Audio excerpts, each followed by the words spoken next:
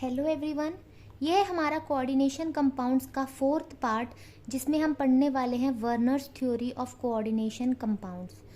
और इससे रिलेटेड अगर क्वेश्चंस आए तो वो कैसे करते हैं वो भी हम इसमें सीखेंगे। ये जो वर्नर्स थ्योरी है ये जिस साइंटिस्ट ने प्रपोज किया था उनका नाम है एल्फ्रेड वर्नर। तो यही वो पहले साइंटिस्ट है जिन्होंने कोऑर्डिनेशन कंपाउंड्स के बारे में स्टडी की थी। और उन्होंने जो स्टडी की थी वो हम पहले देखते हैं, उसके साथ ही साथ हम ये समझेंगे कि उन्होंने क्या कंक्लूजन निकाला और उसे देखते हुए उन्होंने कौन से पोस्टुलेट्स निकाले।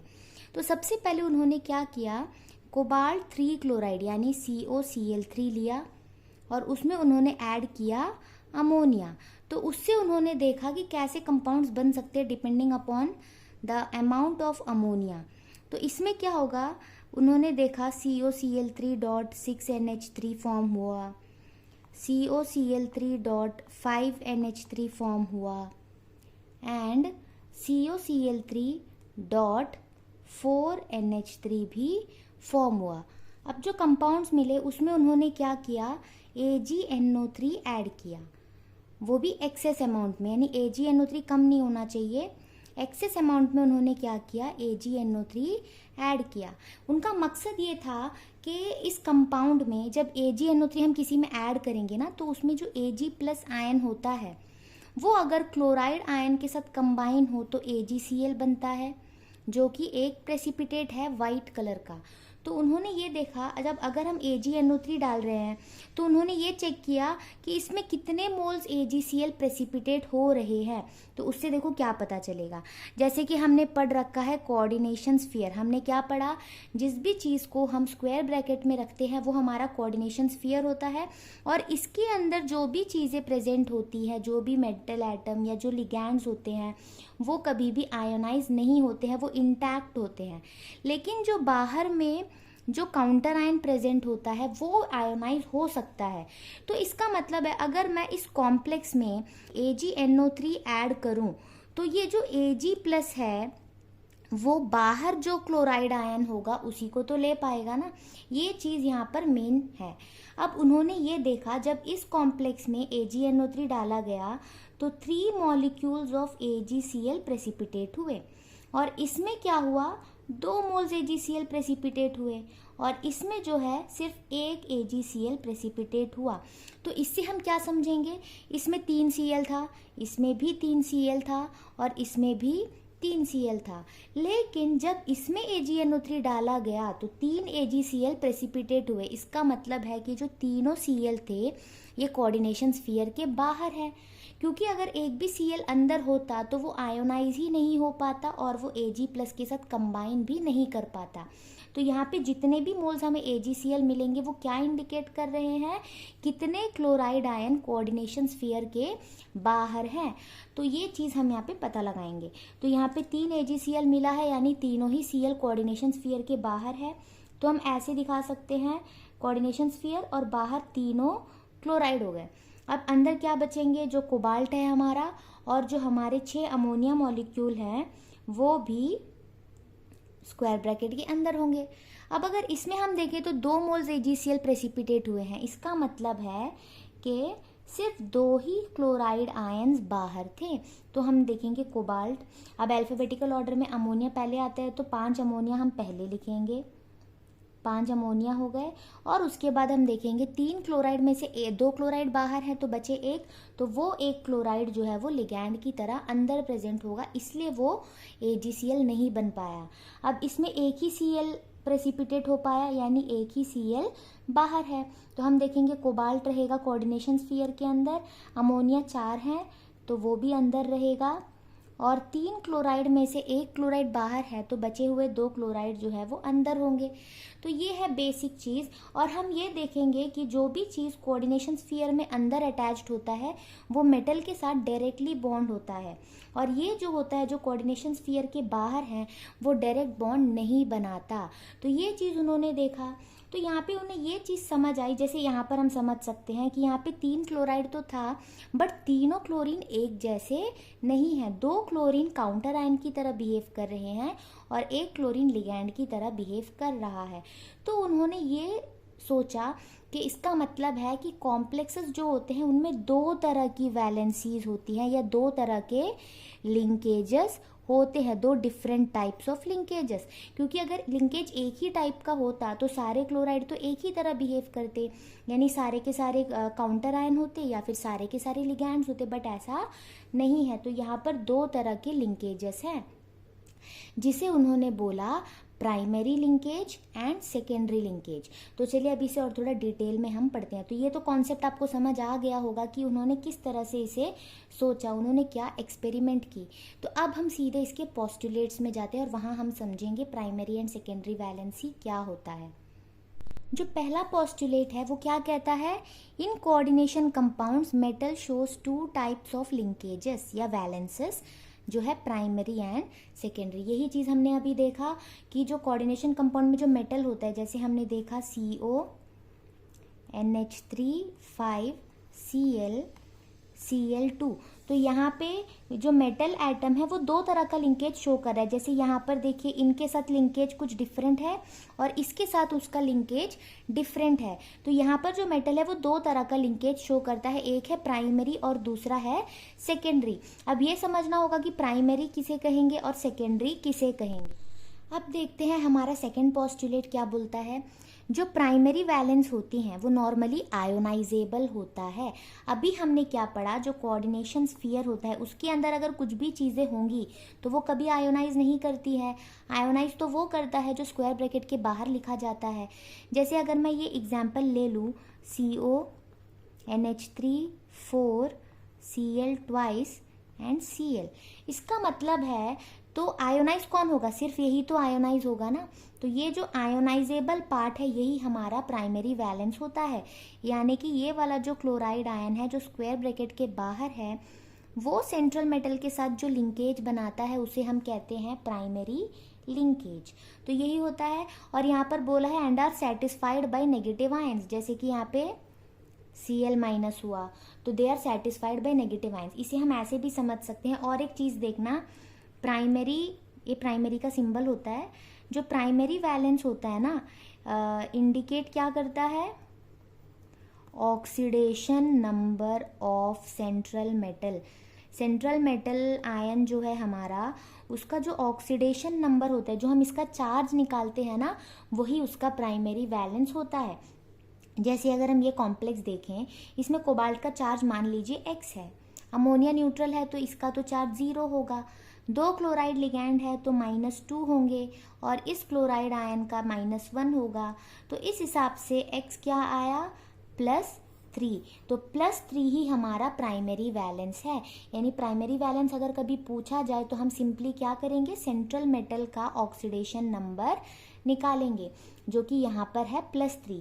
अब क्योंकि सेंट्रल मेटल जो होता है वो हमेशा पॉजिटिव होता है तो इसे सेटिस्फाई करने के लिए हमेशा हमें क्या चाहिए होंगे, नेगेटिव आयंस चाहिए होंगे ना, क्योंकि न्यूट्रल जो भी होगा वो इसे सेटिस्फाई कर पाएगा क्या, नहीं कर पाएगा। आप खुद सोचिए, अगर इसका चार्ज पॉजिटिव है तो अगर इसे हमें न्यूट्रलाइज करना है या बैलेंस करना है तो इसका काम कौन आएगा, नेगेटिव आयंस ना। इसीलिए बोला गया है कि they are satisfied by negative ions, क्योंकि प्राइमरी वैलेंसेस हमेशा क्या होते हैं, पॉजिटिव चार्ज होते हैं। क्योंकि हम यहाँ पर निकाल क्या रहे हैं, सेंट्रल मेटल का ऑक्सीडेशन स्टेट। तो होप करती हूँ आपको ये समझ आया होगा।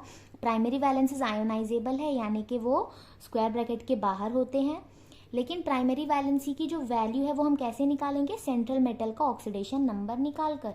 और ऑलरेडी मैंने ये सारी चीज़ आपको सिखा दिए हैं पहले की वीडियोज़ में, अगर आप चाहे तो उसे देख सकते हैं।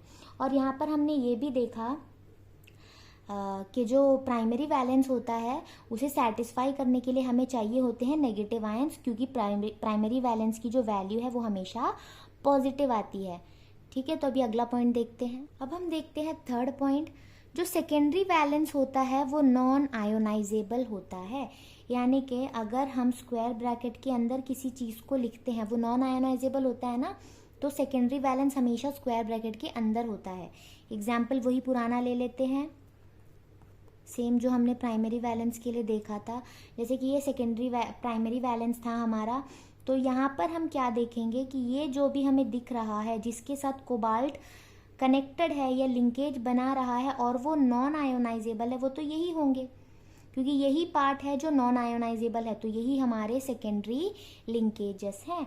और एक चीज़ हम ये देखेंगे कि they are satisfied by neutral molecules या नेगेटिव आयंस। अब जैसे हम देखेंगे यहाँ पे जो अमोनिया है ये तो न्यूट्रल है, और जो हमारा क्लोराइड है ये एक आयन है या नेगेटिव आयन बोल सकते हैं। तो सेकेंडरी वैलेंस जो है वो न्यूट्रल एटम्स या न्यूट्रल मॉलिक्यूल्स भी सेटिस्फाई कर सकते हैं या नेगेटिव आयंस भी सेटिस्फाई कर सकते हैं, लेकिन जो प्राइमरी वैलेंस था वो सिर्फ नेगेटिव आयंस ही सेटिस्फाई करते हैं। अब वहाँ हमने क्या देखा था प्राइमरी वैलेंस में कि वो ऑक्सीडेशन नंबर के इक्वल है। अब यहाँ देखेंगे कि जो सेकेंडरी वैलेंस होता है वो कोऑर्डिनेशन नंबर के इक्वल होता है। और कोऑर्डिनेशन नंबर क्या है वो तो हमने ऑलरेडी पढ़ रखा है। कोऑर्डिनेशन नंबर क्या बताया था हमने, नंबर ऑफ डोनर एटम्स जिसके साथ सेंट्रल मेटल डायरेक्टली अटैच्ड है। जैसे यहाँ पे कोबाल्ट जो है वो 4 अमोनिया के साथ अटैच्ड है और 2 क्लोराइड के साथ अटैच्ड है, और क्योंकि ये दोनों यूनिडेंटेट है तो हम सिंपली 4 + 2 6 बोलेंगे। लेकिन अगर हमारे पास कुछ इस तरह का कॉम्प्लेक्स होता COEN3 3+, ये अगर हमारे पास कॉम्प्लेक्स होता तो हम क्या बोलेंगे, यहाँ पर हमारे पास 3 लिगैंड दिख रहे हैं 3, तो आप इसका कोऑर्डिनेशन नंबर 3 नहीं बोल सकते हैं, क्योंकि जो EN है यानी ईथेन 1,2 डायअमीन, ये जो है एक डाइडेंटेट लिगैंड है, यानी इसके पास 2 डोनर साइट है। तो 3 के पास कितने डोनर साइट्स होंगे, 3 × 2 यानी कि 6, तो इसका भी कोऑर्डिनेशन नंबर 6 है और इसका सेकेंडरी वैलेंसी भी 6 है। तो अगला पॉइंट देखते हैं। अब देखिए क्या बोला गया है, जो भी आयन या ग्रुप सेकेंडरी लिंकेज के थ्रू बाउंडेड है वो जो है उसका स्पेशियल अरेंजमेंट देता है, यानी कि जो कोऑर्डिनेशन नंबर है उसके अकॉर्डिंग वो क्या करेगा, स्पेशियल अरेंजमेंट प्रोवाइड करता है। जैसे हम देखेंगे CONH3 4 Cl2Cl, तो यहाँ पे हमने क्या देखा, कोऑर्डिनेशन नंबर इसका क्या था 6, और हमने ऑलरेडी पढ़ रखा है कोऑर्डिनेशन नंबर 6 के लिए जो स्पेशल अरेंजमेंट होता है वो है ऑक्टाहेड्रल। तो उस हिसाब से अगर हम देखें 4 अमोनिया और 2 क्लोरीन, ठीक है, काम करते हैं हम यहाँ पे ट्रांस बनाकर देख लेते हैं, Cl और 4 अमोनिया ऐसे लगा देते हैं। तो हमने क्या देखा, जो भी चीज़ें सेकेंडरी लिंकेज के थ्रू अटैच थी 4 अमोनिया और 2 क्लोरीन वो जो है स्पेशली अरेंज्ड है, बट जो प्राइमरी लिंकेज के थ्रू अटैच था उसे तो हमने ज्योमेट्री में दिखाया ही नहीं, क्योंकि वो ज्योमेट्री के लिए रिस्पॉन्सिबल नहीं है। यानी कि जो सेकेंडरी लिंकेज के थ्रू अटैच्ड होता है ना, तो उनका एक स्पेशल अरेंजमेंट होता है depending on the coordination number. तो जो कोऑर्डिनेशन नंबर है उसके अकॉर्डिंग उसका ज्योमेट्री डिसाइड होता है, वो भी किसके वजह से, सेकेंडरी लिंकेजेस की वजह से। यानी ये जो है अगर हम देखें क्लोराइड आयन Cl- होता है, अगर मैं इसे हटा दूँ तो इस पूरे कॉम्प्लेक्स में +1 चार्ज आएगा, तो वो हम यहाँ पर दिखा सकते हैं, बट हम यहाँ पर प्राइमरी लिंकेज वाला जो आयन है उसे नहीं दिखाएंगे स्ट्रक्चर में, क्योंकि वो स्ट्रक्चर में इन्वॉल्व नहीं होता है, क्योंकि वो कोबाल्ट के साथ डायरेक्टली अटैच्ड नहीं है। जो कोबाल्ट के साथ डायरेक्टली अटैच्ड है वो हमारा सेकेंडरी लिंकेज है, और जो डायरेक्टली अटैच्ड नहीं है ये हमारा प्राइमरी लिंकेज है। क्योंकि ये डायरेक्टली अटैच्ड नहीं है इसलिए ये क्या करता है, जब भी बाहर से हम AgNO3 ऐड करते हैं तो ये क्लोराइड आयन इजीली उसके साथ कंबाइन कर जाता है, क्योंकि वे मेटल के साथ डायरेक्टली अटैच्ड नहीं होता है। तो इतना समझ गए। अब हम एक काम करते हैं, शॉर्ट में प्राइमरी एंड सेकेंडरी वैलेंस का थोड़ा सा एक समरी देख लेते हैं, उसके बाद हम एक क्वेश्चन में जाएंगे। प्राइमरी वैलेंस और सेकेंडरी वैलेंस का जो पहला डिफरेंस है वो ये है कि जो प्राइमरी वैलेंस है वो आयोनाइजेबल है, यानी वो स्क्वायर ब्रैकेट के बाहर है, वो आयोनाइज हो सकता है, बट जो सेकेंडरी वैलेंस है वो नॉन आयोनाइजेबल है, यानी वो स्क्वायर ब्रैकेट के अंदर होता है। जो प्राइमरी वैलेंसी है वो क्या बताता है, ऑक्सीडेशन स्टेट ऑफ मेटल, ये बताता है ऑक्सीडेशन स्टेट ऑफ मेटल, वही है हमारा प्राइमरी वैलेंस। और सेकेंडरी वैलेंस क्या बताता है, coordination number of the complex, उस कॉम्प्लेक्स का कोऑर्डिनेशन नंबर, यानी कितने लिगैंड्स डायरेक्टली अटैच्ड हैं या कितने डोनर एटम्स अटैच्ड हैं। अब जो प्राइमरी वैलेंस होता है it is satisfied by negative ions, ये क्या होता है, सेटिस्फाइड बाय नेगेटिव आयंस, और ये जो होता है न्यूट्रल मॉलिक्यूल्स या फिर नेगेटिव आयंस के थ्रू सेटिस्फाई होता है, दोनों में से किसी के साथ भी ये सेटिस्फाई हो सकता है। और ये जो है ज्योमेट्री के लिए रिस्पॉन्सिबल नहीं है, ये ज्योमेट्री के लिए रिस्पॉन्सिबल है।